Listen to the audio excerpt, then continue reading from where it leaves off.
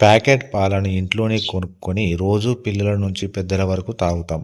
ప్యాకెట్‌లో కొన్న పాలను మరిగించి తాగితే ఏమవుతుందో ఇప్పుడు మనం తెలుసుకుందాం.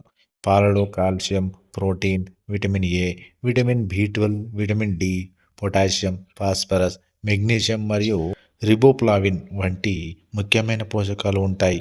వీటిని ప్యాకేజింగ్ చేయడానికి ముందు పాలను పాశ్చరైజ్ చేస్తారు. అంటే పాలను ముందుగా చల్లబరుస్తుంది. అధిక ఉష్ణోగ్రత మరియు బ్రుసెల్లా, చారిటోస్పోరిడియం, లిస్టియా వంటి హానికరమైన బ్యాక్టీరియాను నశించి తద్వారా పాలను సురక్షితంగా తాగవచ్చు.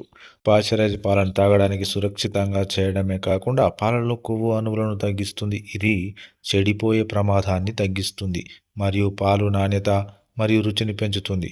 అయితే పాలను పాశ్చరైజ్ చేయడం వల్ల ప్రయోజనాలు ఉన్నప్పటికీ అవి పోషకాలను తగ్గిస్తాయి. పాలు మీ శరీరానికి కావలసిన పోషకాలు అందవు. ఇంట్లో మీరు ప్యాకెట్ పాలను ఒకరోజు 5 నిమిషాల వరకు మీడియం వేడి మీద మరిగించి ఇలా చేయడం వల్ల పాలలోని సూక్ష్మజీవులు నాశనం అవుతాయి. పాలలో పోషకాలు తగ్గవు.